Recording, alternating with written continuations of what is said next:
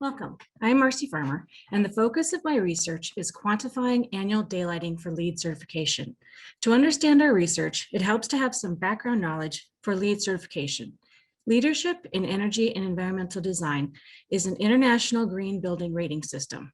Merits of LEED certification include economic, health, and environmental benefits. Design and construction projects can earn credits towards LEED certification by incorporating green building features into their designs. By fulfilling credits, project teams earn points that, once added together, determine a project's certification level: platinum, gold, silver, or certified. One area in which projects can earn credits is through the use of daylight, which is the focus of our research.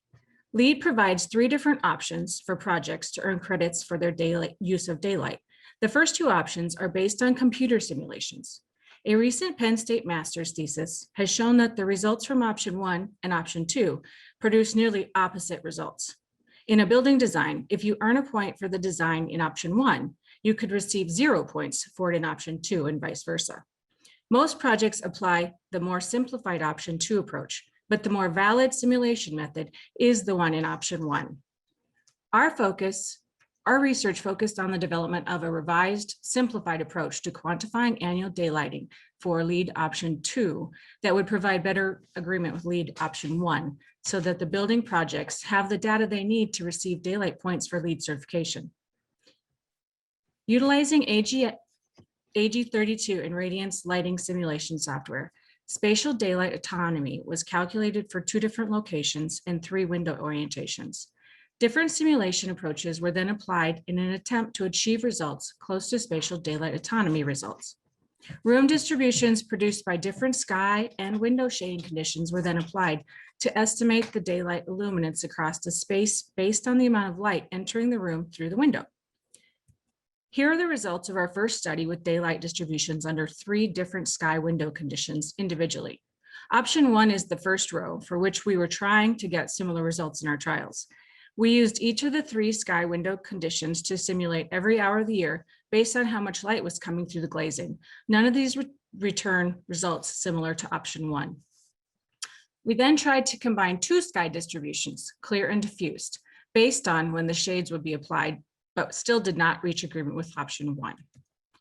We incorporated overcast skies as a 3rd distribution, and we achieved much better agreement with option 1, as you can see in the first table here. In the spreadsheet image, the first 3 rows and each shaded column are the data sets that combined and calculated to produce the results we were looking for. Finding agreement for one northern latitude location, we were able to find the same success with data from a southern location, Miami, which has very different sun positions and sky conditions. This study considered daylight distributions under 3 different sky window combinations and tested the performance of applying 1, 2, and 3 of these to hours throughout the year in estimating the spatial daylight autonomy. The use of all 3 performed best, with overcast skies and times when the window shades would be applied handled separately from all other daylight conditions. Results are promising that a simplified method based on 3 different room daylight distributions could be used to estimate spatial daylight autonomy.